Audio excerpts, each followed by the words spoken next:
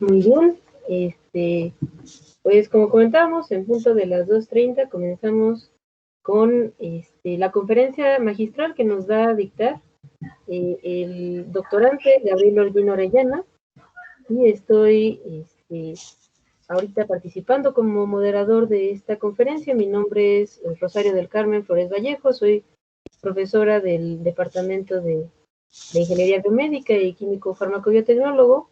Para mí es un gusto poder presentarles a Gabriel con su conferencia Diseño Racional de Nanopartículas de Cobre y Grafeno.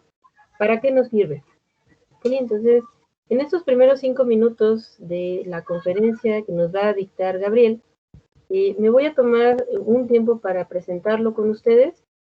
Gabriel actualmente es doctorante, estudiante de doctorado en el Centro de Bioinformática, Simulaciones y Modelado de la Universidad de Talca en Chile. Gabriel cuenta con experiencia en docencia en la Universidad de Talca y en la Pontificia Universidad Católica de Chile. Asimismo, Gabriel ha trabajado en el ámbito industrial con la empresa SwineSmart como responsable de un proyecto de investigación. Tuve el gusto de conocer a Gabriel cuando fue instructor de un taller de bioinformática en el Centro Nacional de Alta Tecnología en Costa Rica. Gabriel fue uno de los líderes seleccionados en 2017 por la asociación All Biotech, de líderes jóvenes en biotecnología. Derivado de este encuentro, pues pude conocer un poco al respecto del importante trabajo que realiza Gabriel al respecto de bioinformática y simulaciones en particular trabajando con nanopartículas de cobre. Él nos va a compartir su experiencia, su expertise en este ámbito. Yo de nuevo le agradezco que haya aceptado la invitación para participar en esta conferencia y que les comparta sus conocimientos en este ramo tan innovador a nivel mundial. Bueno, sin más preámbulo, les comento que la dinámica de la conferencia será la siguiente.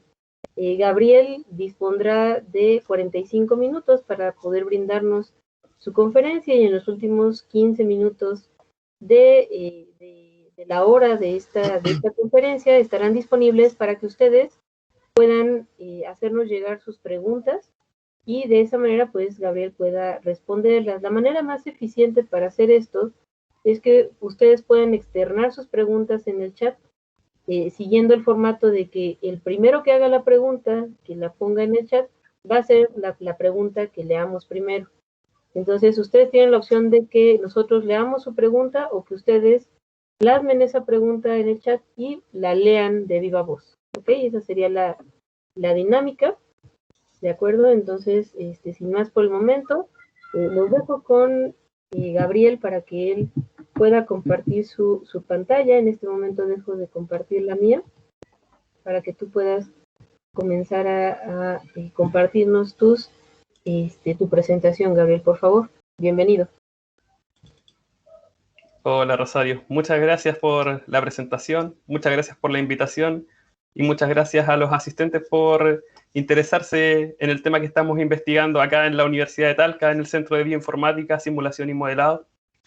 Les cuento que esta área de investigación en nuestro centro es relativamente nueva porque la mayoría de las investigaciones que acá se realizan, y si ustedes están interesados en conocer, son en torno a simulaciones de proteínas relacionadas con enfermedades, también se hace análisis genómico. Pero como les cuento, acá el estudio de nanomateriales, nanopartículas, y siempre con el perfil de uso médico, bueno, y en este caso coincide también con usos electrónicos o catalíticos, es algo que estamos explorando recién y que a mí me agrada mucho que haya interés de parte de los estudiantes por conocer un poco más. Mi pantalla está compartiéndose, ¿verdad? Sí, sí está compartiéndose. Ah, perfecto. Entonces muevo esto yo de aquí para acá. Entro aquí, presentar.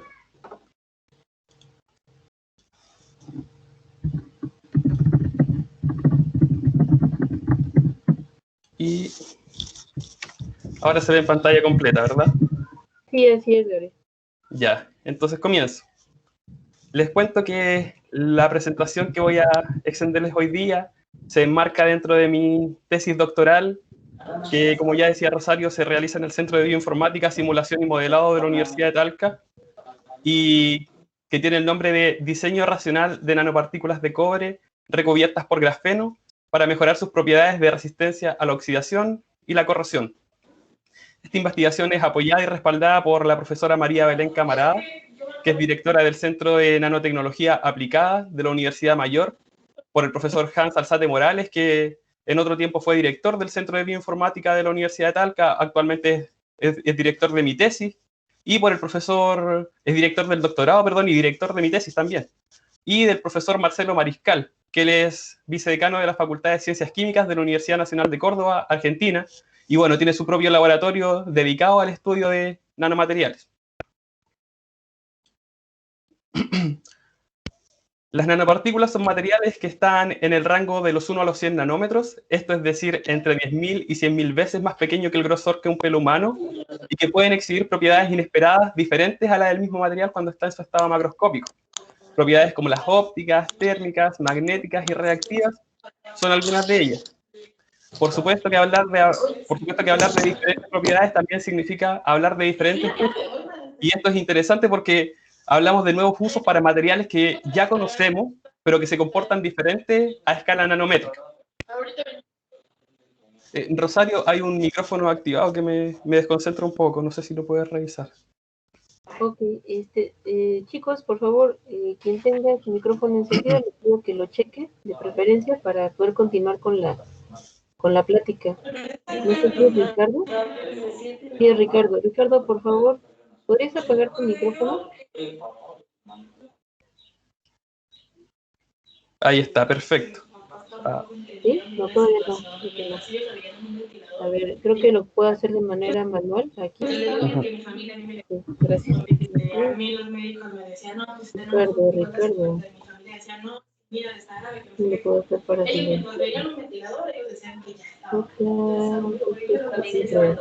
Ricardo, ok, aquí está. Vamos a silencio. Ahí sí. ¿Ya quedó? Sí. Bueno, entonces les decía que es interesante hablar de nuevas propiedades porque estamos hablando de materiales que ya conocemos y algunos que conocemos de cientos de años, pero que se comportan de forma diferente a escala nanométrica. Entonces, hablar de estas propiedades significa hablar fundamentalmente de tres características de las nanopartículas.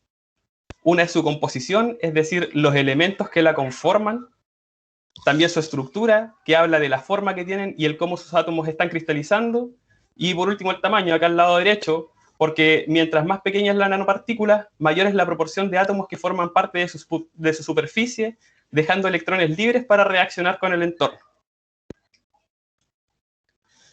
A nuestro equipo de investigación le llamaron la atención las nanopartículas de cobre, porque el cobre es un material que es abundante en Chile y económico en comparación con otros metales. Y además posee una alta conductividad eléctrica, un alto punto de fusión y una alta reactividad. Eso le ha dado usos multifacéticos en catálisis, medicina y energética. Por ejemplo, esta imagen acá a la derecha representa que las nanopartículas de cobre han sido utilizadas eficientemente como sustrato para espectroscopía amplificada Raman de superficie, que es una técnica experimental que sirve para caracterizar estructuralmente moléculas que se depositan sobre un sustrato. Y este sustrato necesita cumplir ciertas características para no interferir en los resultados del experimento. Es aquí donde se han utilizado las nanopartículas de cobre para elaborar sustratos como estos. Asimismo, sus propiedades antimicrobianas han sido utilizadas para el cuidado de la salud y en la industria agropecuaria, y también constituyen un buen reemplazo a nanopartículas de oro y plata en electrónica flexible, este campo de la tecnología que hemos visto que ha estado tan en boga el último tiempo por esa necesidad que tenemos de construir aparatos electrónicos que sean capaces de flectarse o de enrollarse incluso.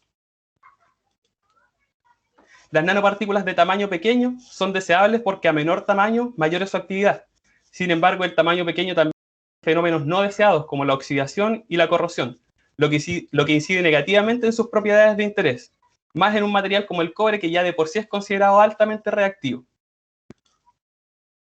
De los factores del entorno que inciden en el comportamiento de las nanopartículas, la temperatura es uno de los más importantes. Esto es debido a que el calor lleva a las nanopartículas hasta su punto de fusión, donde fenómenos como la agregación, es decir, que las partículas se aglomeren, se oxiden y se corroen, y por tanto cambios en la composición, estructura, forma y estructura cristalina están favorecidos. Asimismo, se ha demostrado a través de varios estudios teóricos y experimentales que mientras más pequeña es la nanopartícula, menor es también su punto de fusión. Por lo tanto, son muy difíciles de sintetizar y caracterizar a tamaños pequeños. Esto implica que estos estudios para nanopartículas de tamaño pequeño son realizados con fuerte apoyo de la computación de alto rendimiento. Conociendo estos antecedentes, entonces, cabe hacernos dos preguntas. La primera es cómo las nanopartículas de cobre pueden ser pasivadas para prevenir su agregación, su corrosión y su oxidación. Y la segunda es cómo pueden ser fabricadas controlando su tamaño y distribución su distribución de tamaños, perdón. Entonces, como nuestro equipo ya conocía que varios alótropos del carbono también tienen propiedades demostradas en catálisis, medicina y energética, nos propusimos diseñar un novedoso nanomaterial a base de nanopartículas de cobre recubiertas por grafeno. Elegimos el grafeno como alótropo del carbono que recubre la nanopartícula de cobre porque conocemos que el grafeno es estable incluso en condiciones adversas y además que se pueden construir grupos funcionales en su superficie que permite la creación de estructuras ternarias que le dan nuevas propiedades a las nanopartículas. Si miramos la literatura, podemos encontrar que las nanopartículas de cobre recubiertas por grafeno ya han sido sintetizadas y utilizadas en diferentes campos. Por ejemplo, podemos mirar acá a la izquierda el estudio de Luechinger y sus colaboradores desarrollado en el año 2008, publicado en la revista Nanotechnology. En ella fueron capaces de sintetizar nanopartículas de cobre recubiertas por múltiples láminas de grafeno del orden de los 50 a 100 nanómetros, y además ellos fueron capaces de inyectar estas nanopartículas en un cartucho de tinta HP, el cual después imprimieron con una impresora típica sobre una lámina transparente de plástico, construyendo así un circuito de electrónica flexible. También podemos mirar el estudio de Yang y sus colaboradores en el año 2016, publicado en la revista Carbon, en la cual ellos diseñaron un nuevo sustrato para CERS, para espectroscopía amplificada Raman de superficie, a base de una lámina de cobre recubierta completamente por grafeno, y sobre su superficie depositaron nanopartículas de cobre recubiertas por grafeno. Luego de varios estudios topológicos y electrónicos, ellos notaron que el sustrato que ellos construyeron es mucho más eficiente que algunos sustratos que están construidos solo a base de cobre o solo a base de grafeno y que ya están disponibles en el mercado. Sin embargo, pese a que las nanopartículas de cobre ya han sido sintetizadas y utilizadas, el control de su pureza, tamaño, distribución de tamaños y número de láminas permanece como un desafío. Por eso nos planteamos la hipótesis de que es posible diseñar nuevos materiales con asistencia de computación de alto rendimiento, y en ese sentido que es posible producir nanopartículas de cobre recubiertas por múltiples láminas de grafeno que sean estables en el aire, pasivadas por el grafeno, altamente puras y de tamaño controlado. Propusimos realizar esto a través de dos líneas de trabajo. Por un lado, la línea teórica, utilizando dinámica molecular clásica, dinámica molecular reactiva y simulaciones del tipo cuántica. Y por otro lado, una línea experimental, usando las técnicas de condensación de gas inerte y de depósito químico de vapor. Esta presentación va a tratar principalmente de los métodos teóricos, que han sido los que hemos trabajado más hasta la fecha por la dificultad de acceder a los laboratorios y hacer experimentos del tipo, hacer trabajos del tipo experimentales, pero de todas maneras quisiera hacer la mención de que estos métodos de síntesis nosotros los vamos a realizar en la Universidad Autónoma de Nuevo León, en Monterrey, en México, así que les comento que me alegra mucho poder estar presentando aquí para ustedes y dejarlos invitados si es que están interesados a conocer más sobre la investigación, más sobre este trabajo, sobre el equipo, sobre el laboratorio donde vamos a realizar la síntesis. Entonces pueden escribirme, no tengan dudas en ellos y podemos seguir en contacto. Ahora, volviendo a la línea teórica, decir que independiente de la técnica de simulación que nosotros vamos a utilizar, el protocolo de simulación consiste siempre de tres partes. La primera es el modelado, que consiste en la construcción del modelo que nosotros vamos a simular. Luego la creación de un sistema, a todo esto lo llamamos el proceso de modelado. Luego tenemos un proceso de simulación, que en este caso nosotros mostramos que es para generar la recubierta de grafeno. Y el último paso, el tercer paso, es el análisis. Nosotros repetimos este protocolo para 4 nanopartículas diferentes que estuvieron en el rango de los 1 a los 4 nanómetros. Y utilizamos un método de simulación del tipo building up. Esto implicaba que nosotros queríamos que el grafeno se construyera incrementalmente sobre la superficie del cobre. Si queremos hablar de simulaciones moleculares y de computación de alto rendimiento, corresponde también hablar de sus mayores ventajas. La primera de ellas es que es una vía útil para predecir la estabilidad y otras propiedades de un sistema que no pueden ser accedidas de otras vías, que era lo que yo les comentaba en la introducción respecto a la dificultad de sintetizar y almacenar nanopartículas de tamaño pequeño. Además, las simulaciones pueden ser combinadas y comparadas con datos experimentales para analizar y obtener retroalimentación de los datos en el tiempo. Y esto ha permitido el diseño de una gran diversidad de materiales, ahorrando tiempo, esfuerzo y dinero a sus desarrolladores. Hago una pausa en este último punto porque probablemente ustedes sepan que el desarrollo del material grafeno le valió el premio Nobel a sus desarrolladores. Sin embargo, un dato adicional interesante es que estos experimentalistas que fueron capaces de desarrollar el grafeno ya contaban con información previa que decía que este material era estable en condiciones ambientales y que si se disponían a diseñarlos iban a poder mantenerlo estable. Y estos datos, por supuesto, venían de simulaciones moleculares previamente realizadas. Entonces, aquí encontramos un buen ejemplo justamente de lo poderoso que pueden ser estas técnicas para adelantarnos a lo que nosotros vamos a encontrar cuando hagamos los experimentos, que son mucho más costosos y requieren muchas veces mucho más esfuerzo y dinero también. Si miramos esta gráfica que habla de los tiempos de simulación, sobre las dimensiones de los sistemas a simular y sobre la cantidad de detalle que nosotros podemos encontrar de nuestras simulaciones, vemos que uno puede hacer simulaciones de materiales de todas las escalas, de los metros hasta las horas incluso. Sin embargo, si nosotros vamos a mirar las simulaciones de la escala molecular, podemos hablar de dos grandes conjuntos de técnicas que son los más utilizados. Por un lado, la dinámica molecular, que es una aproximación clásica al comportamiento que tienen las moléculas. Decimos que es clásica porque utiliza las leyes clásicas de Newton para describir cómo los átomos se están comportando, pese a que nosotros conocemos que los átomos se rigen por leyes que son un poco más complejas que las leyes de Newton.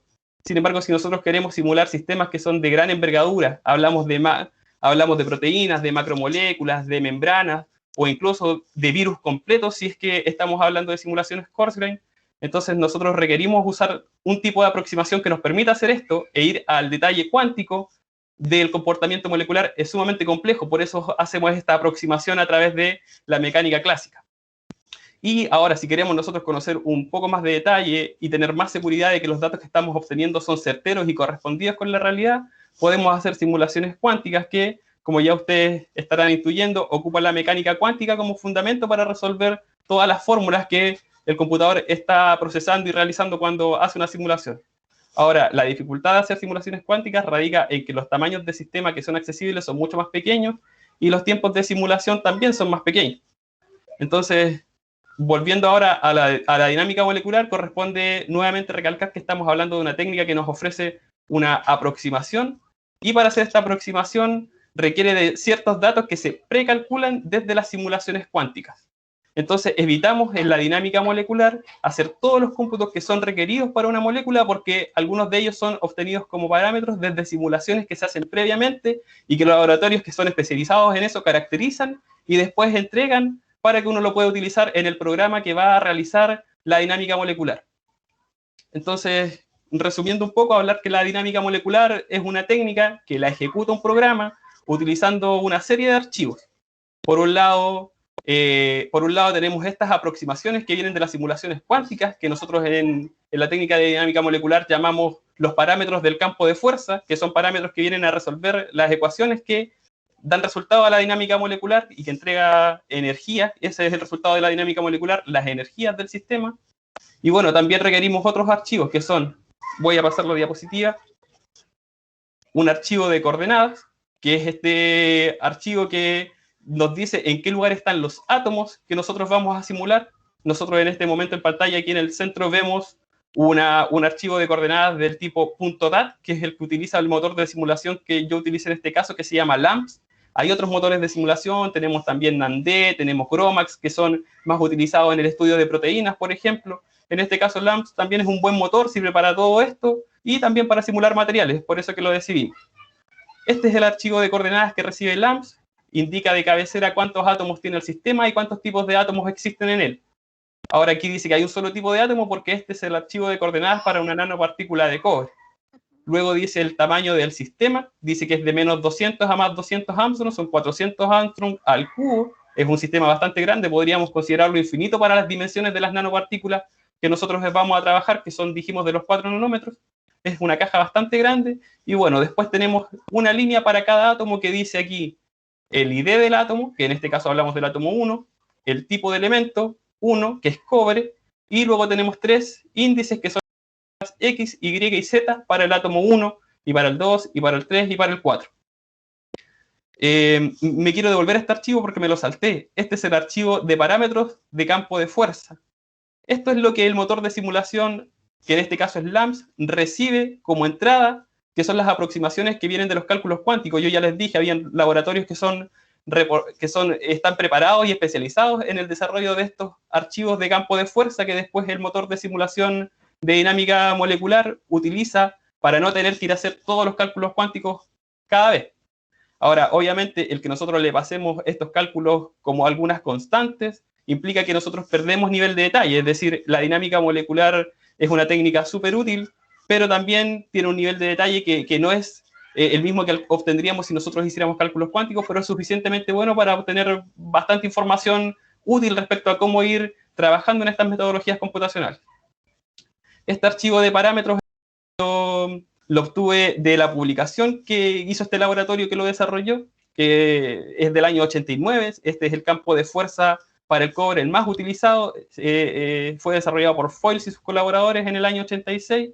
Y si ustedes me preguntan qué es lo que yo veo, bueno, es probablemente lo mismo que ven ustedes. Es una colección de datos que no es legible para el ojo humano, pero que está hecho para que la máquina pueda tomarlos, añadirlos a las fórmulas y darnos los resultados que nosotros estamos buscando.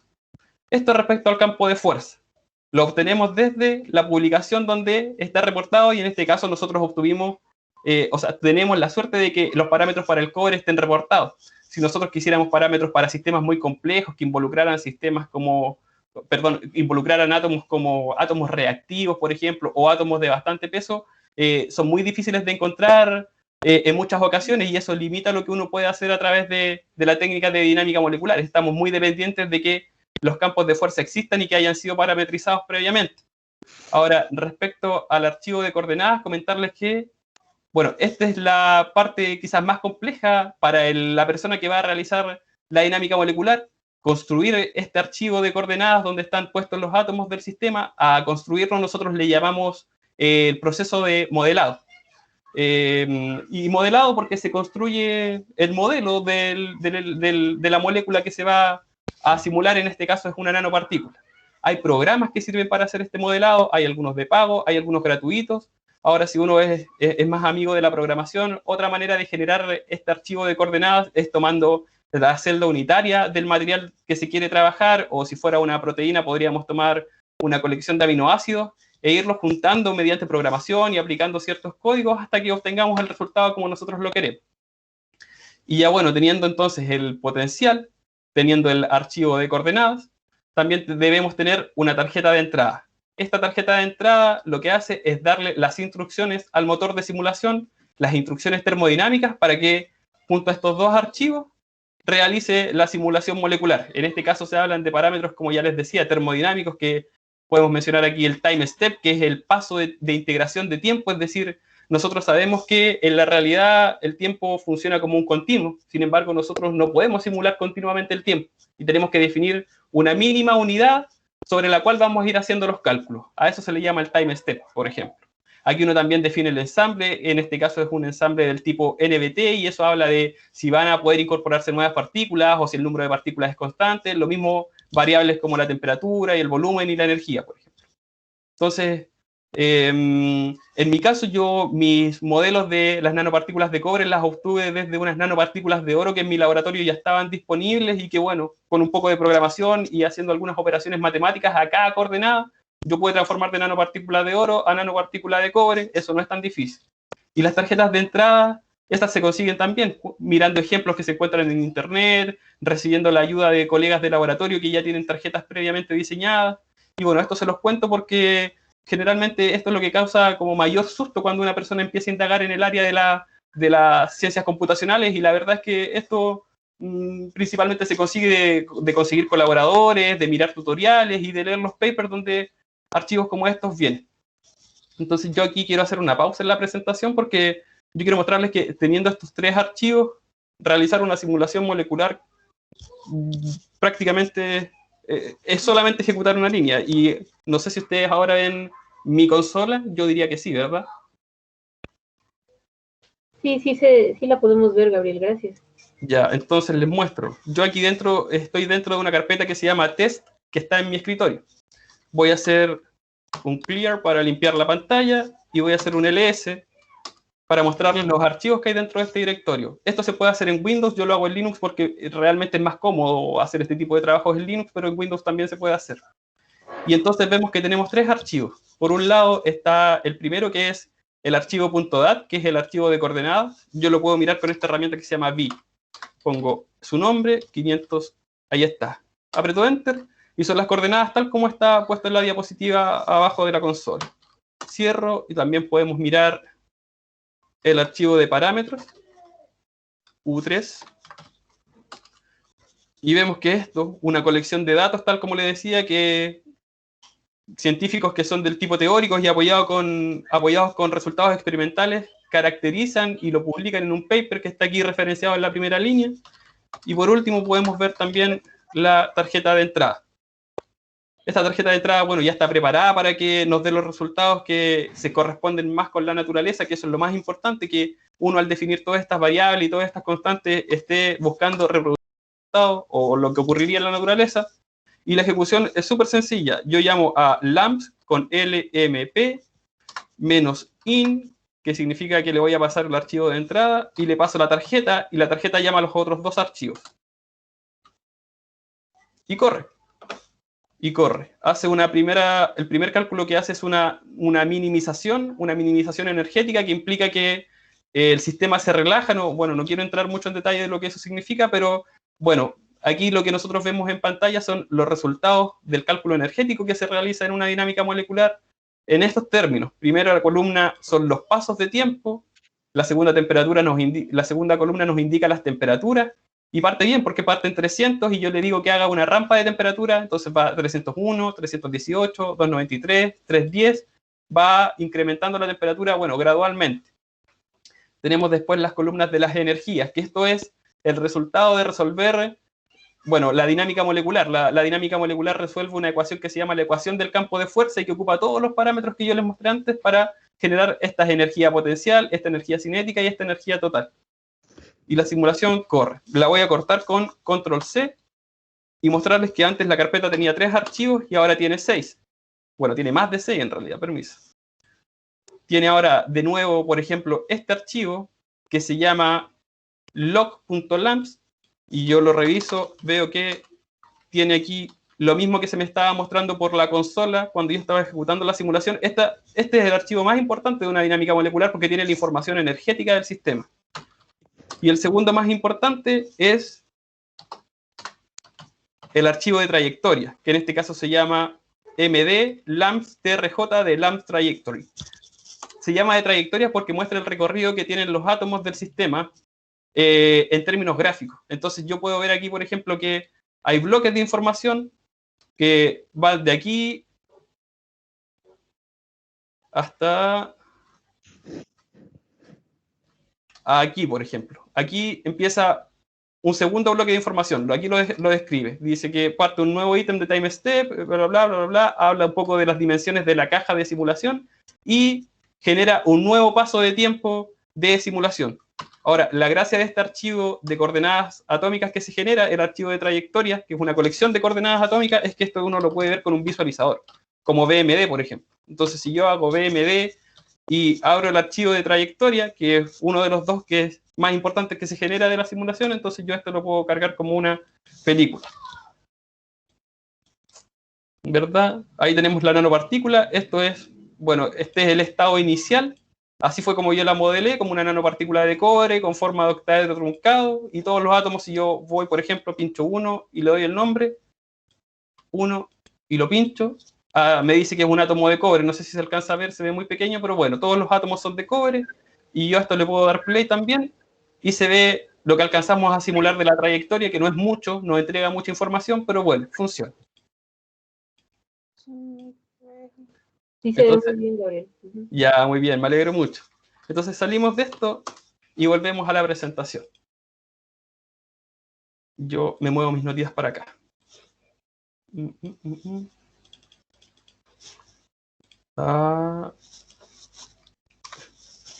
Entonces con estos 3 archivos ya les comentaba, podemos ejecutar la simulación.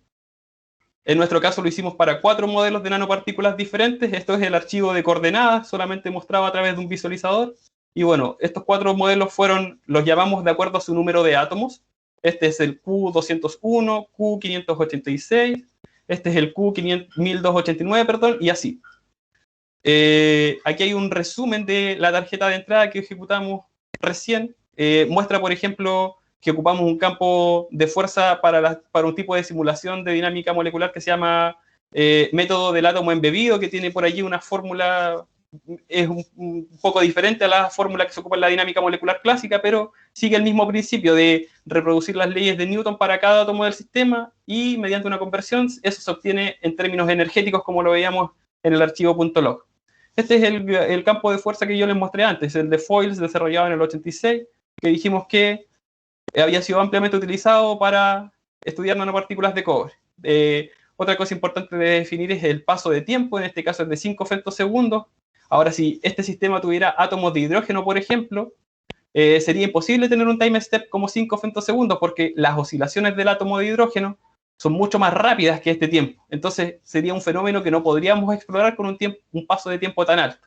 Cuando uno tiene un sistema que envuelve hidrógeno, por ejemplo, se estudian con pasos de tiempos de 1 femtosegundo o de 2 femtosegundos como máximo, que es lo que uno observa cuando ve tutoriales de dinámica molecular en proteínas, por ejemplo, que son moléculas que están llenas de oxígenos por todos lados. Es decir, un paso de tiempo demasiado grande no alcanza a entregar suficiente detalle sobre las vibraciones atómicas que son más rápidas. Es importante que lo sepan.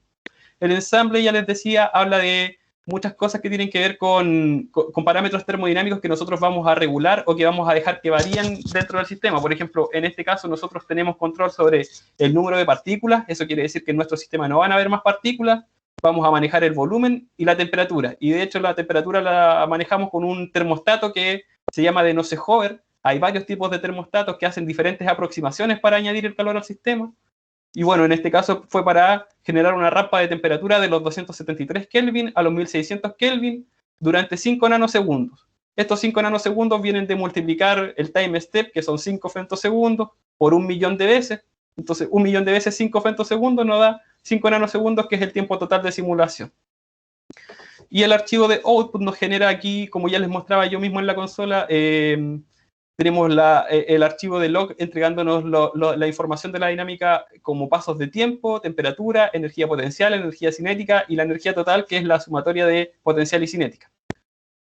Entonces, si tomamos, por ejemplo, la nanopartícula de 1289 átomos, podemos ver que al aplicar la rampa de temperatura, esta nanopartícula empezó a perder su estructura cristalina. Ya para el nanosegundo 3, cuando la temperatura va en 1076 Kelvin, hay una estructura cristalina menos definida y menos definida cuando llegamos al máximo, que era 1600 Kelvin, ya les comentaba anteriormente.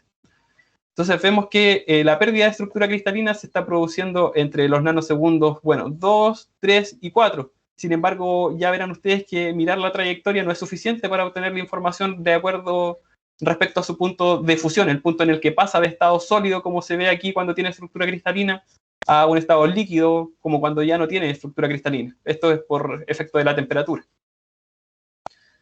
Entonces, para tener un poco más de detalle de esta información del melting de la nanopartícula de cobre, nosotros podemos hacer este análisis que se llama de curva calórica, en el cual graficamos la temperatura en el eje X y la energía en el eje Y. Nosotros podríamos hacer esto en la consola también, es bastante sencillo, pero lo vamos a postergar para mirarlo solamente acá de la gráfica. Entonces vemos que esta curva muestra un cambio gradual en la energía, excepto cuando se alcanza el punto de fusión. Esto porque la estructura cristalina cambia y por tanto esto fomenta estos cambios de energía abruptos dentro del sistema. Entonces, bueno, eso es conocido, que cuando nosotros graficamos la temperatura versus la energía, en este caso por átomo, nos vamos a encontrar con que donde haya un punto de inflexión de esta curva de temperatura versus energía, entonces allí está el punto de fusión de la nanopartícula. Ahora, si ustedes recuerdan de las clases de cálculo, probablemente se recordarán que cuando nosotros tenemos un punto de inflexión de una curva, nosotros podemos calcular la derivada, y si esta curva es creciente, entonces esto va a significar un máximo, y si la curva fuera decreciente, significaría un mínimo local. Entonces existe un segundo análisis que es también bastante interesante, que se llama el de capacidad calorífica, que corresponde a la derivada de la curva calórica. Y como les decía, si nosotros derivamos la curva calórica y nos encontramos con que en su punto de inflexión, con que tenemos un punto de inflexión, entonces ese punto de inflexión en el análisis de capacidad calorífica se transforma en un máximo. Y este máximo ya ahora nos da un mayor detalle de los puntos en los cuales se está derritiendo o pasando a estado líquido la nanopartícula. Vemos entonces que la nanopartícula más pequeña, la de 201 átomos, es la primera en fundir, mientras que la nanopartícula más grande, la de 2406, es la que funde cuando está a una temperatura más alta. Esto ya es conocido, lo vimos en la introducción, que las nanopartículas más pequeñas tienen un punto de fusión más bajo. Entonces, hasta aquí, bueno, no hay tanta novedad en lo reportado, pero es un bonito ejercicio para aprender cómo las nanopartículas se comportan, en este caso de cobre. Ahora, comentarles también de otro análisis que nos permite obtener un buen detalle de cómo se está comportando la nanopartícula respecto al cambio de temperatura del sistema. Se llama función de distribución radial, análisis de función de distribución radial, se le llama también análisis RBF o se le llama análisis GDR. Lo que hace el análisis GDR es graficar una curva que nos muestra la posición de los segundos, de los primeros, segundos, terceros y cuartos vecinos, pueden ser un montón de vecinos que tiene un átomo. Entonces, si nosotros miramos en el eje X, vemos que aquí que la coordenada dice que es distancia, y en el eje Y nosotros vemos el GDR. Y lo que muestra esto, por ejemplo, es que si nosotros nos posicionamos frente a un átomo del sistema, en este caso esto es el resultado de un promedio, pero si nosotros nos posicionamos en cualquier átomo del sistema a 700 Kelvin, nosotros vamos a ver que a 2.5 Armstrong de distancia viene una primera corrida de vecinos que tiene, que tiene este átomo de la nanopartícula de cobre. Luego hay una decrecencia, hay un espacio en el cual ya no hay vecinos, y cercano a los 4 Armstrong se encuentra una segunda corrida de vecinos. Entonces nosotros podemos ver que cuando la temperatura es más baja, 700, 800, 900 Kelvin, la estructura, la forma de la curva está bastante definida. Vemos aquí que el primer vecino está muy bien señalado, el segundo vecino, tercer vecino, cuarto, quinto, sexto vecino, etc. Esto es porque la nanopartícula tiene una estructura cristalina definida. Yo la definí como una estructura cristalina del tipo FCC, una cúbica centrada en las caras, como es natural en el cobre cuando está a temperatura ambiente. Y cuando está a una temperatura como 700 Kelvin, la distancia de estos vecinos de la estructura cristalina está muy bien definida. Ahora, si nosotros empezamos a avanzar en el estudio de la temperatura, podemos ver que ya a temperaturas como los 1100 1000 Kelvin, por ejemplo, la línea roja, tenemos una definición de los primeros vecinos, pero ya los segundos vecinos se observan menos, los terceros vecinos, bueno, se señalan, pero ya los cuartos también se ven un poco menos. Este pic ya no se ve tan pronunciado como en la primera figura porque la temperatura hace que los átomos se empiecen a mover. Entonces ya el conteo que realiza de la distancia a la cual están estos vecinos ya no es la misma. Por eso es que la curva se va suavizando. Y vemos ya entonces que a los 1100 Kelvin, por ejemplo, ya hay un cambio completo en la curva. En este caso ya no hay evidencia de segundos vecinos. Se ve que los segundos vecinos de hecho se han desplazado a esta curva y la curva también se va suavizando como resultado de que haya un mayor movimiento de los átomos del sistema. A la temperatura de 1200, 1300, 1400 y ya de allí en adelante podemos ver que esta curva de función de distribución radial cada vez es más suave como resultado de que estos átomos ya ni siquiera tengan una estructura cristalina y ni siquiera estén ordenados, sino que se estén moviendo prácticamente por toda la nanopartícula, pasando desde el núcleo a la superficie o por la misma superficie o por el mismo centro en el cual antes estuvieron fijos, ahora pueden desplazarse. Esto de la derecha es solo una ampliación de la figura de la izquierda que nos sirve para notar que entre la línea roja y la línea azul hubo una pérdida de estructura cristalina, que es lo que nosotros ya observábamos para esta nanopartícula de los análisis anteriores, ¿verdad? Veíamos que aquí la nanopartícula de cobre de 1289 tiene un punto de fusión que está por los 1100 Kelvin, que es lo mismo que vemos acá. Y un último análisis interesante es este análisis que se llama CNA, el análisis de vecinos comunes, Common Neighbor Analysis, en el cual pintamos de color verde aquellos átomos que están formando parte de una estructura cristalina de la nanopartícula. Ya les decía yo, esta es una estructura cristalina FCC. La comparamos con la trayectoria cuando no estábamos haciendo el análisis y vemos que el nivel de detalle que obtenemos es mucho más amplio. En este caso nos dice que a temperatura de 800 Kelvin y 2 nanosegundos todavía había una estructura cristalina presente en casi toda la nanopartícula. Hay una pérdida, evidentemente, pero también hay una conservación que no se puede negar o no se puede desmentir.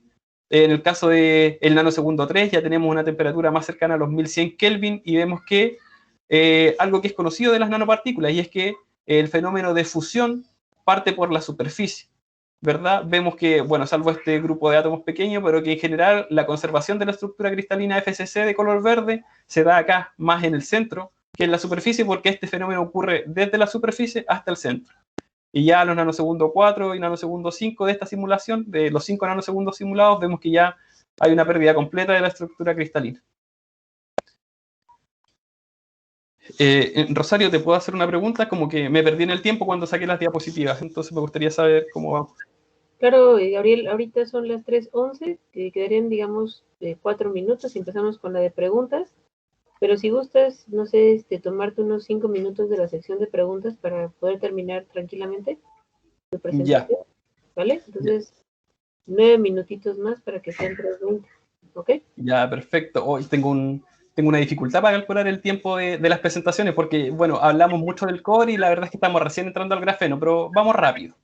Entonces tenemos nuevamente una tarjeta de entrada, tenemos un modelo de estos flakes de grafeno que los construí a partir de una herramienta que tiene el visualizador que se llama BMD, que es una herramienta de visualización de coordenadas atómicas y que tiene algunas herramientas adicionales y nos permitió eso, añadir los átomos de hidrógeno, etcétera.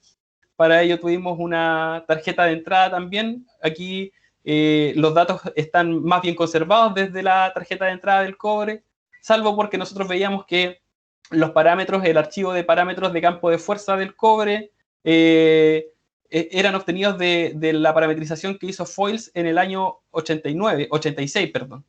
Y que esta colección de parámetros era para reproducir el comportamiento de los átomos de cobre. Entonces, para estudiar el comportamiento de los átomos de carbono y de átomos de hidrógeno, hay que utilizar un archivo de parámetros diferente. En este caso utilizamos uno desarrollado por Stuart y sus colaboradores en el año 2000. En este caso, como ya les decía, tuvimos que bajar el time step de la simulación de 5 femtosegundos a 0.5 femtosegundos para estudiar el comportamiento de los átomos de hidrógeno que están en la superficie están en los bordes del flake de grafeno. Y por supuesto que esto ya nos genera una incompatibilidad con los resultados que teníamos del cobre, lo que nos obliga a rehacer las simulaciones del cobre a un time step que sea similar. Eso hace que la simulación del cobre con la simulación del grafeno sean comparables. Sobre el ensamble, sobre el termostato y sobre la rampa de temperatura tenemos los mismos datos, lo mismo de la corrida de simulación que también fue de 5 nanosegundos y el archivo de salida muy similar. Ahora, ¿qué podemos decir de esta simulación? Solo una cosa, y es que nosotros sabemos que el grafeno tiene un punto de fusión que es extremadamente alto, sobre los 3000 Kelvin, los 3500 Kelvin incluso, dependiendo del tamaño y la pureza. Entonces es normal que nosotros a los 2 nanosegundos y 800 Kelvin de simulación veamos una lámina de grafeno casi en su estado planar, casi como si estuviera a temperatura ambiente, y a los 5 nanosegundos y 1600 Kelvin, bueno, observamos un mayor desorden, pero podríamos decir que hay una estructura bastante conservada. En este material no fue posible observar el punto de fusión, porque el punto de fusión todavía está muy alejado de lo que nosotros determinamos en nuestra rampa de temperatura. Entonces damos por aprobado las simulaciones que hicimos en torno al grafeno. Y bueno, finalmente nos dispusimos a construir estas primeras nanopartículas de cobre y grafeno que fueron parte de un mismo sistema. En este caso ya utilizamos el campo de fuerza de Stuart, el campo de fuerza de Stuart para el cobre, para el carbón y para el hidrógeno, el campo de fuerza de Foils para estudiar el comportamiento del cobre, y ahora, para infortuna nuestra, no hay un solo archivo de parámetros que nos permitiera también estudiar el comportamiento entre el cobre y el carbono, y el cobre y el hidrógeno. Ustedes pueden ver, esos datos están viniendo de archivos separados, y eso es una incompatibilidad que nosotros tratamos de compensar añadiendo un tercer potencial, que es un potencial del tipo Lennard-Jones. Un potencial de Lennard-Jones es una formulación matemática que nos permite reproducir las interacciones que hay entre átomos que no están formando enlaces, que están interactuando de forma no covalente o de forma, como les digo, sin formar directamente un enlace, sino que tienen interacciones que no dependen de un enlace. Y estos parámetros nosotros los obtuvimos de un estudio realizado por Lee en el año 2016. Ahora les muestro un poco cómo se ve la simulación utilizando estos parámetros. Y bueno, a nosotros nos pareció bastante interesante, la verdad, porque se nos hizo evidente que si nosotros éramos capaces de reducir el tamaño de los flakes de grafeno, y en vez de ocupar solo una lámina, ocupar un grupo de ellas, entonces a lo mejor podíamos obtener una recubierta mucho más homogénea. Y bueno, voy a pasar un poco más rápido de ahora en adelante y comentarles que para eso, bueno, hicimos Gabriel, con mucho gusto puedes tomarte el tiempo que necesites para terminar bien. Aquí ahorita, por ejemplo, los participantes, muchos de ellos se unieron a tu conferencia porque de verdad están interesados. Entonces yo creo que si se extiende un poquito más, como unos 10 minutos más, no hay problema. con calma y de esa manera pues nos compartes, digamos, detalladamente de tu trabajo de investigación que está súper interesante. ¿Sí? Ya, Gracias. muchas gracias. Bueno, entonces continúo. Ahora, entender que generar un modelo para nanopartícula de cobre no era tan complejo porque ya teníamos algunos materiales previos desarrollados de otras investigaciones del laboratorio, pero el generar una recubierta de grafeno se hace un poco más difícil debido a que modelar el grafeno implica tener en cuenta un montón de parámetros de los cuales nosotros no sabemos cómo van a influir en el resultado de la dinámica molecular. Entonces, por eso, nos decidimos a programar una serie de scripts, los programamos en varios lenguajes de programación, Bash, TCL, un poco de Python, y el archivo central de esta serie de programas se llama Model Flakes, que sirve para modelar flakes de grafeno en torno a una nanopartícula que puede ser de cobre en este caso, pero podría ser realmente una nanopartícula de cualquier otro material.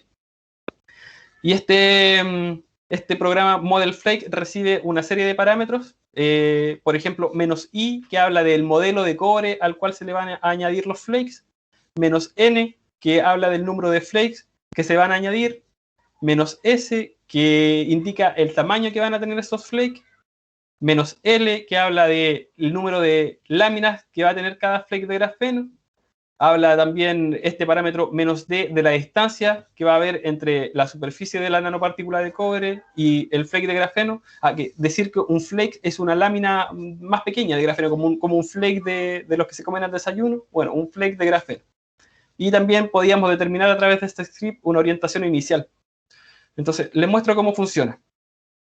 Si yo estoy dentro de la misma carpeta que les mostraba adelante, donde habían modelos de nanopartículas de cobre, en el caso anterior, estos archivos de coordenadas atómicas estaban en formato DAT. En este caso yo les muestro en formato X, Y y Z, que es un archivo muy similar al que vimos anteriormente, salvo porque este X, Y y Z tiene más compatibilidad con otros programas. Entonces, por eso partimos de estas nanopartículas de cobre en su formato X, Y y Z. Y si uno dentro de la carpeta donde están estas nanopartículas hace un llamado como este que dice Model Flakes, que es el nombre del script, y escribe -i y le pasa una nanopartícula como parámetro y una segunda nanopartícula como parámetros, y se le indica que le ponga 8 flakes de grafeno de una lámina y a una distancia de 4 Armstrong, bueno, basta con apretar Enter para que ahora tengamos la nanopartícula de cobre con los 8 flakes de grafeno por la superficie, de una lámina todos, y además se hace un cálculo aquí de tamaños y de distancias y de posiciones que se resume también en un archivo que se genera cuando se está generando este modelado. Entonces, aquí es interesante porque hacemos que sea el script el que haga el proceso de modelado en vez de hacerlo a mano, que implicaría a lo mejor hacerlo una vez, una tarde de trabajo, si fuera a hacerlo 2 veces, 2 tardes de trabajo, pero que en ese momento nosotros no conocíamos cuántas veces íbamos a tener que realizar por este montón de parámetros que yo les decía que influencian en cómo el grafeno se va a absorber sobre la superficie del cobre. Es por eso que decidimos automatizarlo y esto, bueno, fueron entre 4 y 6 meses de trabajo, que son cerca de 800 líneas de código, que, bueno, viene a resolver muchos errores, tiene en cuenta muchos impedimentos que podrían ocurrirse. Por ejemplo, el script funciona para que los flakes nunca choquen, para que tengan las posiciones homogéneas sobre la superficie, etc. Hay que tener, bueno, al programar, precaución con todos los detalles que puedan ir surgiendo por el camino. Y bueno, en este caso nosotros le pasamos la nanopartícula de 201 átomos y la de 2406. Yo les decía, apretamos Enter y si hacemos eso 2 veces, nos muestra primero la nanopartícula de más pequeña, nos hace sus cálculos, y luego la más grande también hace sus cálculos, y para eso genera, donde había antes ninguna carpeta, ahora genera 2 carpetas, una para cada modelo nuevo que se generó, y ya podemos ver dentro de esta carpeta el archivo .dat, .x, y, z también. Estos son los archivos de coordenadas, y podemos ver que es correspondiente, aquí tenemos, acá en el lado izquierdo tenemos las nanopartículas de cobre por sí solas, y se genera a través del script una carpeta donde ya tiene la información también del grafeno. Entonces fue así que nosotros modelamos añadiendo este script model flake en un nuevo script que repetimos 8 veces. En realidad es el script el que repite 8 veces este llamado al script model flakes. Entonces pudimos generar a partir de las 4 nanopartículas de cobre 36 modelos diferentes de nanopartículas en las cuales estuvieron variando. Aquí podemos ver el número de flakes en la superficie, estuvieron variando las distancias, estuvieron variando el número de capas. Ahora nos dimos cuenta que trabajar con un número de modelos tan grandes de nanopartículas de cobre y grafeno era, la verdad, bastante difícil, porque mientras más modelos uno realiza y mientras más simulaciones uno hace, más resultados también quedan disponibles para analizar. Entonces tuvimos que acotarnos un poco y olvidarnos de que el script podía trabajar con todas estas variables y de principio solamente tomar las 4 nanopartículas de cobre y probar 3 diferentes cantidades de número de flakes en su superficie que después en la simulación van a absorberse. Entonces, la tabla de modelos que nosotros trabajamos quedó de la siguiente manera. Para las 4 nanopartículas de cobre y para 3 modelos, o sea, y para 3 cantidades de flakes diferentes, para 3 números de flakes de grafeno diferentes, obtuvimos 12 modelos. Un modelo de nanopartícula de cobre de 201, cuando tenía 2 flakes. Podemos ver, por ejemplo, acá la nanopartícula de 586 teniendo 8 flakes y la nanopartícula de 2406 teniendo 14 flakes. Bueno, es un resumen. Por cantidad de flakes, yo creo que ya entienden ustedes que me refiero a esto, ¿verdad? Bueno, en este caso se dejó 8, 1, 2, 3, 4, 5, 6, 7, 8. Simulamos esto y observamos lo siguiente. Una simulación en la cual vemos una alta estabilidad entre la absorción del flake de grafeno sobre la superficie del cobre, que fue lo más llamativo en primer instante. Y lo segundo es que incluso después de la pérdida de la estructura cristalina de la nanopartícula de cobre, esto es a los 1600 Kelvin, nosotros ya sabemos que a esa temperatura la nanopartícula de cobre no tiene una estructura cristalina. Sin embargo, el empuje que hacen los flakes les permite aún mantener una forma. Y esto nos pareció bastante llamativo porque mientras que cuando los flakes no estaban presentes, la nanopartícula no tenía forma. En este caso vemos que pierde su estructura cristalina, que es natural para la nanopartícula de cobre, pero que conserva su forma. Y esta forma viene dada por la cantidad de flakes que se absorben. Notar que los flakes que están montados encima, nosotros no los pusimos allí, sino que viajaron solos a esa posición. Les muestro el video de nuevo. ¿Verdad? Esta es una nanopartícula de cobre de 586 átomos que tiene, bueno, 8 flakes de grafeno, sigue más o menos las mismas reglas de la tarjeta de entrada que mostré anteriormente, y ya vemos que en el punto de melting la nanopartícula cambia su forma y los flakes de grafeno se montan los unos sobre los otros.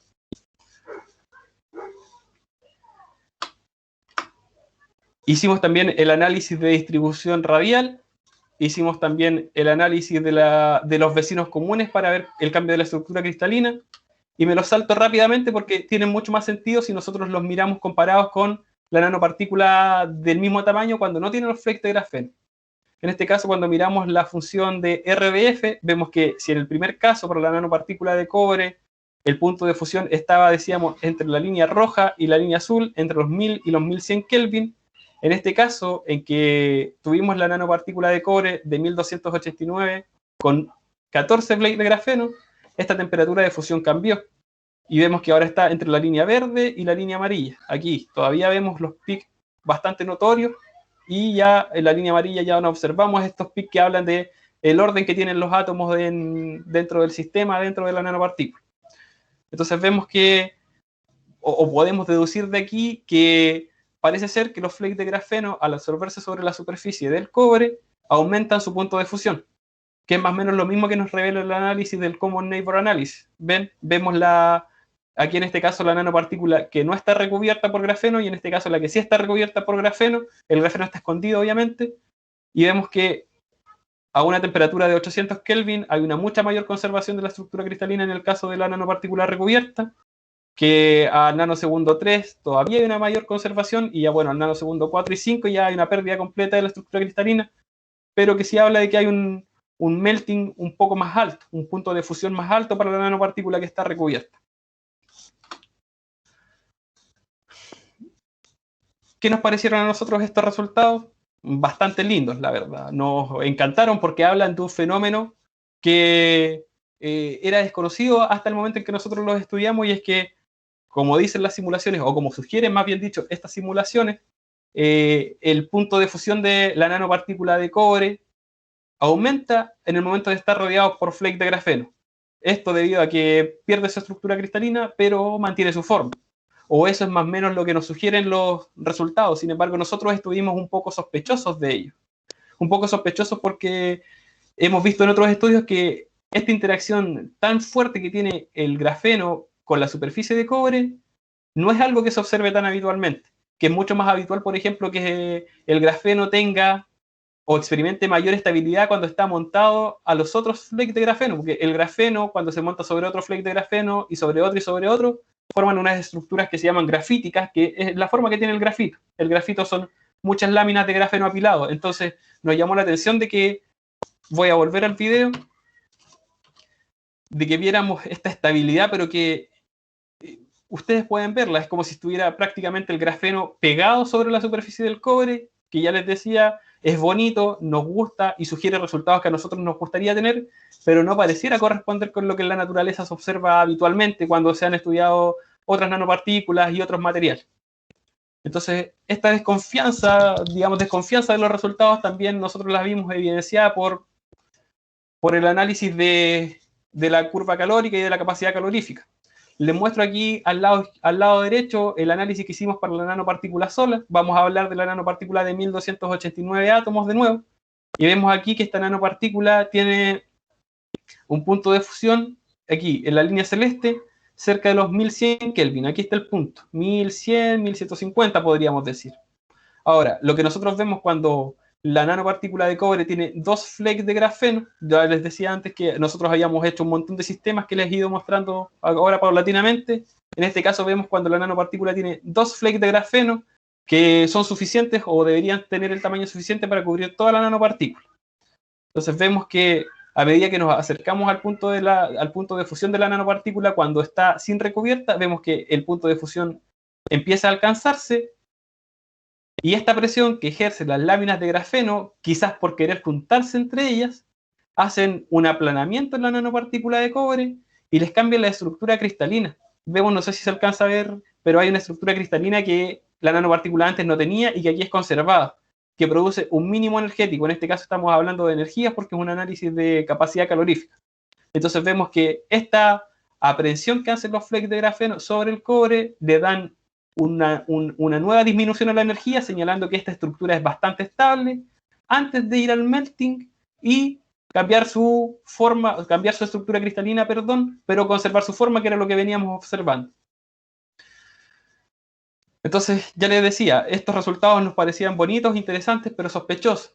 Sospechosos respecto a la interacción entre el cobre y el grafeno. Así que nos devolvimos a estudiar dónde podía estar este defecto y nos encontramos con, bueno, algo que ya conocíamos, por supuesto, y a lo que nos arriesgamos cuando partimos esta fase de la investigación, y que se los quiero mencionar porque yo creo que es súper importante, y es que nosotros los parámetros de la interacción del carbono con el cobre y del hidrógeno con el cobre lo tomamos de este estudio desarrollado por Lee en el año 2016 que nos entrega los parámetros de Lennard-Jones para la interacción del carbono con el cobre y del hidrógeno con el cobre. Bueno, en este caso también del flúor con el cobre, debido a que la molécula que se estudió es esta que se llama polivinilideno, fluoruro de polivinilideno, PBDF, que es una molécula orgánica.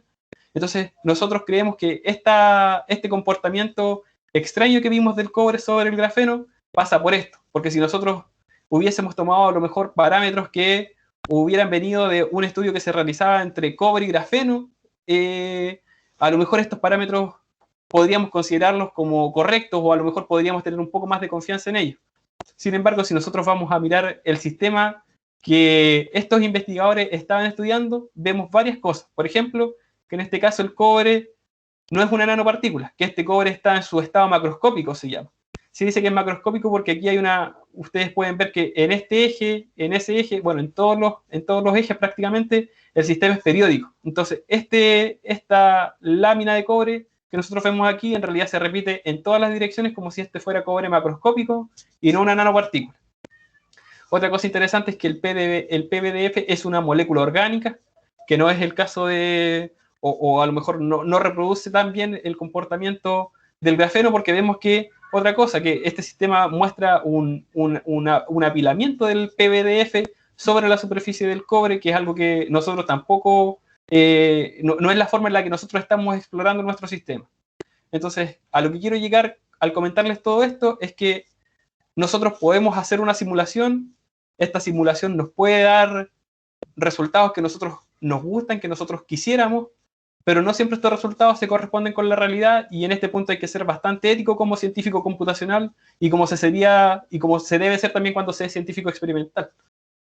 Porque ya les digo, o sea, estos resultados que nosotros obtuvimos son interesantes, son bonitos y son reportables, incluso si nosotros quisiéramos atrevernos a escribirlos en un paper, pero conocemos que a lo mejor no están reproduciendo la naturaleza como corresponde. Y que el error puede venir de que nosotros tomamos ciertos parámetros de interacción entre el cobre y el grafeno de un sistema que era diferente, que no estaba preparado como el que estamos preparando nosotros. Entonces la pregunta es, ¿cómo nosotros podemos saber si este potencial defecto que tenemos en nuestro sistema viene de haber elegido estos parámetros, o si realmente estos parámetros realmente funcionan y lo que nosotros estamos observando es lo incorrecto, que nuestras observaciones, que nuestras especulaciones son incorrectas? Bueno, corresponde ir a un nivel de detalle más bajo. Nosotros estamos hablando antes de la dinámica molecular y dijimos que la dinámica molecular traía algunas aproximaciones de la química cuántica, de la física cuántica, de las simulaciones cuánticas en general. Entonces, si nosotros quisiéramos saber si realmente lo que vimos antes corresponde con lo que se observaría en la naturaleza, tendríamos que ir a hacer cálculos del tipo reactivos, que son un tipo de dinámica molecular que entra un poco en consenso con la química cuántica, o ir de lleno a hacer simulaciones del tipo cuánticas para estar seguro que lo que se ve allí es o no es lo que observaríamos en la naturaleza. Ya les decía, estos parámetros nosotros los vamos sumando y vamos tratando de hacer las simulaciones, pero siempre estamos conscientes de que son aproximaciones y que pueden fallar. Y bueno, eso es lo que hemos estado realizando. Tomamos nuevamente nuestros sistemas, en este caso, si nosotros miramos esta misma nanopartícula que vimos antes, la de 586 átomos, cuando tiene 8 flecks de grafeno, y la simulamos con un campo de fuerza, en este caso que es reactivo, y aquí la suerte de nosotros, porque yo les decía que si nosotros ocupamos estos parámetros del PBDF, fue porque no encontramos más parámetros para estudiar el carbono con el hidrógeno interactuando con el cobre, no porque no quisiéramos. Es decir, nosotros estamos bastante limitados cuando hacemos ciencia computacional a ciertos parámetros o ciertos antecedentes que ya se han encontrado. Entonces, en ese sentido, comentarles que nosotros tuvimos la suerte de que este año se liberó un campo de fuerza REACT para estudiar carbono, hidrógeno, oxígeno y cobre, una colección de parámetros que es más bien especializada para un sistema como el nuestro. Este fue desarrollado por Su y sus colaboradores en el año 2020. Nosotros obtuvimos esta colección de parámetros de manos del mismo desarrollador porque no los pudimos encontrar por internet, le escribimos, y esto también es importante, que de repente uno haciendo ciencia computacional no se encuentra con los datos en internet y tiene que ir a los autores, y fácilmente ellos facilitan estos archivos, nos ayudaron a preparar los sistemas iniciales, etcétera. Reprodujimos nuevamente la simulación, ahora con la dinámica molecular reactiva, que tiene un poco más de nivel de detalle que la dinámica molecular del tipo EAM, que fue la que les mostré antes. Y bueno, nos encontramos con un comportamiento diferente, un comportamiento que parece ser más apropiado con lo que pasaría en la naturaleza entre el cobre y el grafeno. Y es que hay una absorción del flake de grafeno sobre el cobre, que esta absorción podría propiciar un aumento en el punto de fusión, pero que una vez alcanzado el punto de fusión, la nanopartícula, la formación de estructuras grafíticas, es decir, de grafenos apilados, es mucho más estable que lo que vimos en la simulación anterior, en donde el flake de grafeno tenía una interacción fuerte y profunda con el cobre. Ahora, no es que tampoco estemos seguros de si esta interacción que vemos aquí o la que observamos a través de la dinámica molecular clásica anteriormente es la que nos está entregando los resultados correctos. Nosotros creemos que la simulación reactiva es la que tiene los resultados más acertados, porque si uno va a buscar la publicación donde se publicaron estos parámetros, los que nos pasó Wen Bosu y el doctor Van Damme, que es uno de los desarrolladores de React. Ahí yo les digo que para mí es una alegría poder haber entrado en contacto con ellos, porque son los mismos desarrolladores de la herramienta que nos están pasando también los parámetros con los que funcionan. Y bueno, ellos en su publicación reportan que estos parámetros tienen una alta correspondencia con las simulaciones del tipo cuántica. Y para eso realizan escalas, para eso realizan gráficos y muestran que lo que ellos están utilizando para parametrizar los cálculos que se van a hacer en dinámica molecular reactiva, ellos han utilizado resultados que tienen mucha correspondencia con los resultados cuánticos, que ya decíamos es el nivel de detalle más diminuto al que podemos acceder. Entonces nosotros estamos más bien inclinados a creer que los resultados que son correctos o que se corresponden con lo que observaríamos en la naturaleza son como estos.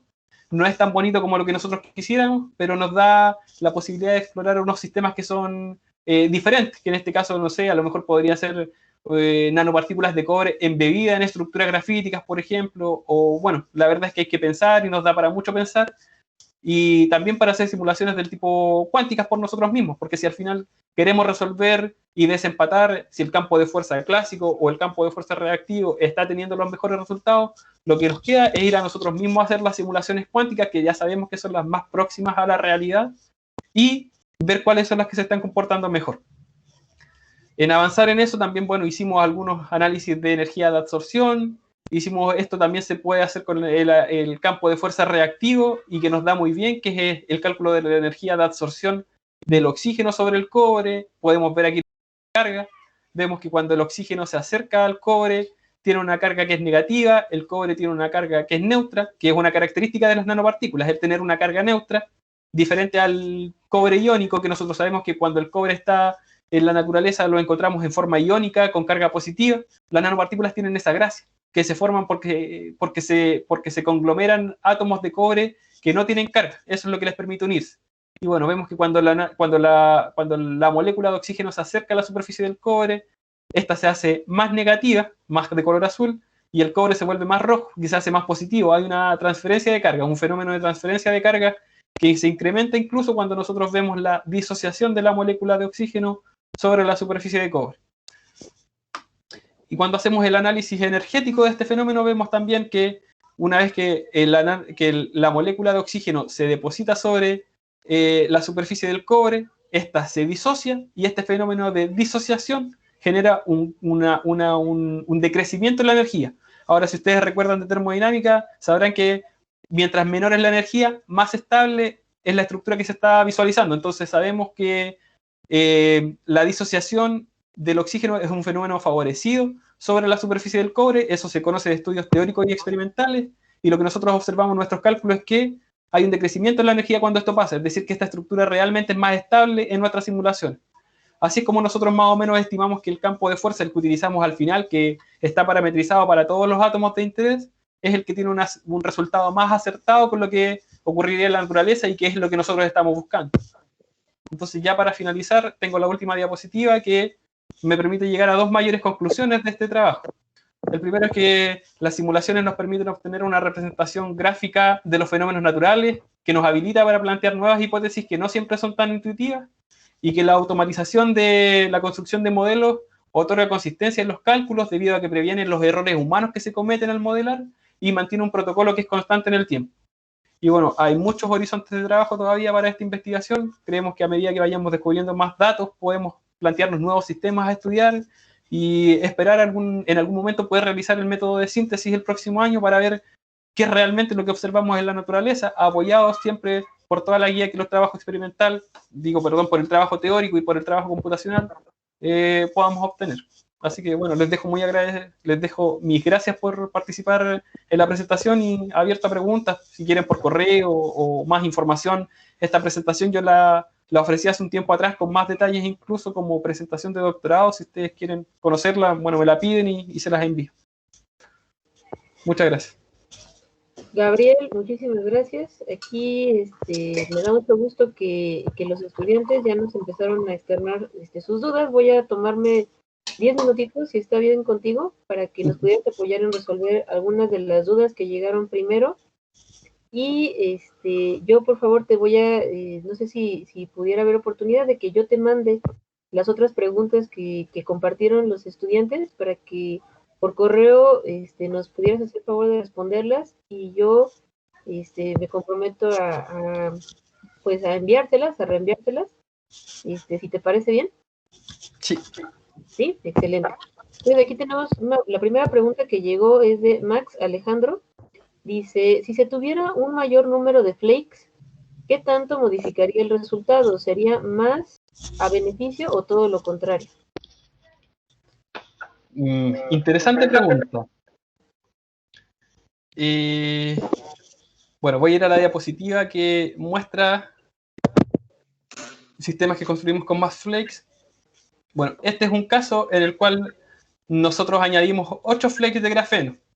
Y también, bueno, esta tabla indica que añadimos 14. Pasaba algo curioso cuando el sistema tenía 14 flakes, y era que ahora hay algo que quizás yo no mencioné en la presentación, y es que a medida que el tamaño de a medida que el número de flakes decrece, su tamaño es más grande. Porque este modelado de flakes de grafeno siempre está hecho para que el número de flakes que uno ponga sea lo suficientemente grande para cubrir toda la superficie del cobre. Entonces, en este caso, por ejemplo, si nosotros ponemos 2 flakes de grafeno, 2 flakes de grafeno son suficientes para cubrir toda la superficie. En cambio, si añadimos 14, estos 14 deberían también ser suficientes para cubrir toda la superficie. Eso hace que estos flakes de grafeno sean más pequeños. Ahora, en este caso, por ejemplo, en el cual los flakes vimos esta estructura compactada que es la que a nosotros nos hizo sospechar que a lo mejor los resultados no eran tan correspondidos con la naturaleza. Y en el caso de los flakes, cuando eran 14, nosotros vimos que en la mayoría de los casos algunos de estos flakes se desprendían del modelo y bueno, se iban porque teníamos un sistema que es bastante grande, que ya decíamos tenía unas condiciones de borde que están muy distantes del centro de la caja, que es donde la nanopartícula está situada. Entonces veíamos que, por ejemplo, modelos como el de Q1289, Q2406 de 14 flakes de grafeno, cuando eran recubiertos, algunos flakes quedaban así montados y otros flakes se desprendían del modelo y se iban, digámoslo así, que se iban solamente. Entonces, en la mayoría de los casos, las nanopartículas tendían a quedar cubiertas con 8 flakes de grafeno, aunque nosotros pusiéramos 14. Comentar que, por supuesto, nosotros pusimos 14 porque la nanopartícula tenía forma de octaedro truncado y un octaedro truncado tiene 14 caras. Entonces nosotros esperábamos que hubiera un flake absorbido por cara, pero la verdad es que si menos flakes son capaces de recubrir toda la superficie, entonces los demás flakes o se montan o se van del sistema, se van del modelo, quedan en espacios vacíos interactuando con nada, por decirlo de alguna manera. O sea, podríamos decir que es como el reactivo limitante el tamaño de la nanopartícula de cobre, ¿no? ¿En qué sentido lo dices? Lo digo en el sentido que dices que entre menor tamaño tienen los flakes, digamos que llega un momento en el que todos saturan las diferentes caras de la nanopartícula y ya no permitirían pues la unión de otros flakes, ¿no? Sí, justamente. Sí. Sí, bueno, va a depender de eso, del tamaño, por supuesto, porque mientras más tamaño, mayor es la superficie también de la nanopartícula. Ok, excelente pregunta, Max. Fue muy interesante. Y ahora tenemos una pregunta de Pamela. Dice, ¿hasta ahora qué ha sido lo más difícil de la investigación que realizaste, Gabriel? Ah, qué interesante. Desde la perspectiva de la investigación, quizás el modelado de los flakes de grafeno. El desarrollo de esos estudios me consumió bastante tiempo que a todo esto es un tiempo de incertidumbre, porque yo les dije, fueron como 4 meses programando y uno realmente al final no sabe si uno va a llegar a poder concretar lo que uno tiene en la mente. Entonces se programa con una presión en contra, que es la de haber dedicado todo ese tiempo y que finalmente el problema se vuelva tan complejo que sea tan difícil de resolver que la programación no valga la pena y sea un tiempo perdido. Entonces yo creo que por ahí pasa un poco, como más por la presión emocional de saber que uno tiene que que si uno está programando no puede no llegar al resultado, porque si no se llega al resultado es tiempo perdido prácticamente. Y en este caso de los flakes de grafeno en particular, fue un fenómeno difícil de estudiar, porque pasa que si yo les digo, distribúyanme homogéneamente sobre la superficie de una esfera 8 flakes de grafeno, eso es sencillo, porque yo tengo que simular las caras de que tendría un octaedro, o si fueran 14, un octavo, o si fueran 21, un octaedro o un icosaedro, por ejemplo, que son polígonos regulares, ¿verdad? Hay polígonos regulares de 6 caras, de 8 caras, de 14 caras, de 21 caras. Pero si buscamos un poliedro que tenga 17 caras, este es sí o sí irregular. O si tiene 11 caras, es irregular. Entonces la posición que toman los flakes cuando los números son 11, 15, 17, 9, por ejemplo, flakes de grafeno en la superficie, ya se vuelve un poquito más complejo el problema, porque es difícil de modelar, porque ya no hay una forma, y es que no la existe. Para mí eso también fue un par de semanas de investigación para descubrir que no existe una manera de poner todos los flakes a una misma distancia, porque el espacio tridimensional sencillamente no permite que exista imaginémoslo como un polígono alrededor, un polígono de 9 caras distribuido con sus caras todas del mismo tamaño y de la misma forma. O sea, va contra las leyes de la geometría prácticamente. Entonces, eso, que uno tiene que estar preparado para ir aprendiendo cosas que no tienen nada que ver con lo propio y que al final se vuelven igual temas relevantes al momento de modelar. Al final el proceso de modelado siempre es la parte más difícil, porque el archivo de parámetros uno no lo consigue desde otros laboratorios, las tarjetas de entradas, bueno, también son más o menos difíciles de preparar, pero en general el encontrar el modelo certero para que entregue los resultados que uno está buscando es como lo más difícil. Si al final cuando uno hace un trabajo computacional puede tardar 3 años, pero si uno lo quiere replicar, después probablemente vaya a tomar un par de semanas, o una semana incluso, porque es cuando uno ya tiene resuelto todos esos problemas de modelado y de simulación, que esto corre, esta misma simulación que yo les mostré delante, que hicimos rapidito en 5 minutos, la primera vez que la hice yo no entendía nada, entonces son 2 meses, 3 meses de estar mirando los archivos y de no comprender, y después la segunda vez se vuelve más fácil, y la tercera más fácil, y ya después el trabajo está prácticamente hecho. Muy bien, muchas gracias, Gabriel. Y bueno, ya por último, una tercera preguntita. Ya las demás las contestaremos por vía correo. Dice Jonathan, si las nanopartículas no tienen el grado que se requiere, ¿altera su estructura o alguna otra cosa? ¿Y a qué se refiere con el grado? No sé a qué te refieres con el grado, Jonathan. ¿Te refieres al tamaño? ¿O la estructura? ¿O la cantidad, no sé, la cantidad de átomos? ¿A qué te refieres?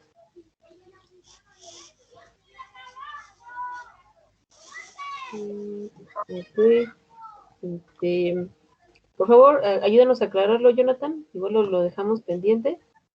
Y bueno, aquí vi otra pregunta que igual le podemos utilizar para sustituir esta pregunta.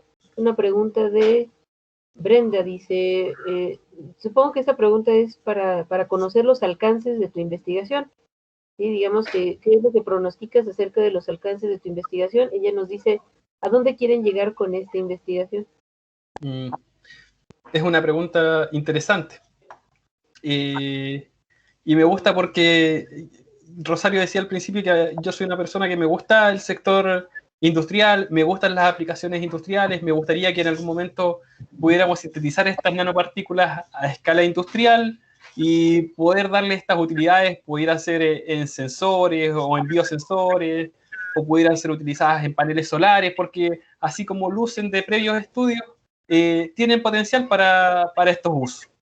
Ahora yo tengo que ser honesto también conmigo mismo y reconocer que mi doctorado es un doctorado principalmente de ciencia básica. Entonces, en mi caso, si bien proyecto poder llegar a darle algún uso industrial a este tipo de nanopartículas o a materiales parecidos a base de cobre y grafeno, como resultado de mi doctorado nosotros esperamos tener una comprensión de aquellos factores que son más importantes, menos importantes y cómo controlarlos para obtener una nanopartícula de cobre con grafeno, tratando de controlar su tamaño, tratando de controlar su pureza y poder eso generarlo a nivel experimental con fines de prototipado. O sea, no, yo quisiera, por ejemplo, que estas cosas se produjeran en masa para poder distribuirlas, para poder venderlas y hacerlas parte de algunos sistemas industriales, pero lo cierto es que este es un doctorado en el cual estamos haciendo un estudio básico de las nanopartículas, entonces, en resumen, buscamos comprender el cómo sus factores más importantes inciden en el resultado que nosotros obtenemos de la síntesis, y el poder sintetizarla sería, pucha, también de las cosas que más me alegraría. O sea, el que podamos generar alguna muestra pequeña en laboratorio y con esa muestra pequeña poder hacer análisis electrónico, análisis de sus propiedades ópticas, por ejemplo. Pero claro, es que es difícil hablar de un nuevo nanomaterial o de un nanomaterial que es novedoso y que tenga un impacto inmediato. Son materiales en desarrollo y en este caso es un material que se ha reportado muy pocas veces, entonces no es algo de lo que se tenga mucha certeza como para aplicar industrialmente todavía, aunque no es descartable a largo plazo, la verdad. Por el momento, estudiar sus propiedades y tratar de sintetizarlas para poder hacer algunas pruebas que tengan que ver con, ya les decía, sus propiedades electrónicas principalmente, electrónicas y antimicrobianas. Ok, excelente. Pues muchas gracias, Gabriel. Yo quisiera expresarte que pues no solo fueron 3 preguntas, fueron aproximadamente más de 10. Y generó un interés muy grande tu conferencia en los estudiantes, que como lo decía Gabriel, él nos deja sus datos de contacto. No sé si quisieras poner ahí de nuevo tu diapositiva donde tienes tu correo, Gabriel. Ya. Para que supongo que este interés que les generó la plática pues puede derivar posteriormente en seguir en contacto con Gabriel. Él está por culminar sus estudios de doctorado, ¿cierto, Gabriel? Claro, me queda el próximo año, que pretendo pasar en México casi la mitad del año. Excelente, ¿no? Pues ya sabes, aquí tienes tu casa, te recibimos con todo el gusto, Gabriel. Muchas gracias. Yo los invito a que sigan en contacto, que sigan con esa motivación para aprender. Como dice Gabriel, es ciencia básica, pero la ciencia básica que está bien hecha es la que tiene mejores resultados, por supuesto, para las aplicaciones industriales, que es el objetivo de pues muchos que nos dedicamos al ámbito científico. Yo te felicito por eso, Gabriel, porque lo tienes muy claro, sobre los alcances de la investigación y sobre los siguientes pasos que quieres dar. Les pido que por favor, como parte, digamos, para poderles brindar sus constancias de asistencia, chicos, pudieran responder este forms que les acabo de compartir en el chat. De esta manera nos hacen llegar su opinión acerca de su, digamos, de lo que opinan de esta conferencia, si les gustó, qué les pareció este tema, digamos, tanto en la parte, digamos, de aplicaciones, de extrapolar estas aplicaciones a su ámbito de desarrollo profesional, como pues del trabajo que realizó Gabriel. Les pido que me ayuden a contestar esta encuesta de satisfacción. Y pues no me queda más que agradecerte de nuevo, Gabriel, por compartirnos tu conocimiento, que pues es derivado de muchos años de trabajo y de esfuerzo. Y pues con esto daríamos por concluida nuestra conferencia magistral, tu conferencia magistral acerca de la síntesis, el uso racional la síntesis racional de nanopartículas de cobre. Entonces, pues les agradezco mucho a todos por su participación y seguimos en contacto, Gabriel. Muchas gracias, Rosario. Bueno, ahí está. Ok, muy bien. Pues todos se están felicitando, dices, estuvo muy buena tu plática, muchas gracias. Y les Muchas gracias a ustedes por la asistencia. Y te estaré haciendo llegar, si es posible, las preguntas que nos hicieron falta por contestar vía correo. Dígame, para sí, por supuesto, no hay problema. Excelente. Pues que tengan bonita tarde a todos. Igualmente. Gracias.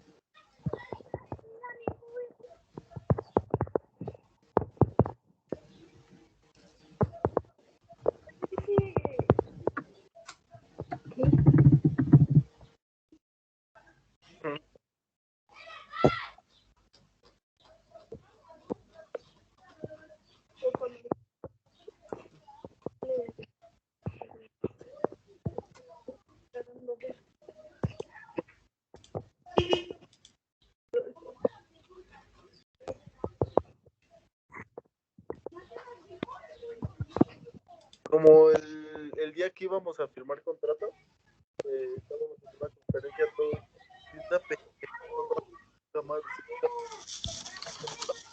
y entró así y empezó a decir, ay, estos idiotas que tardaron. La sacaron y la moderadora dijo,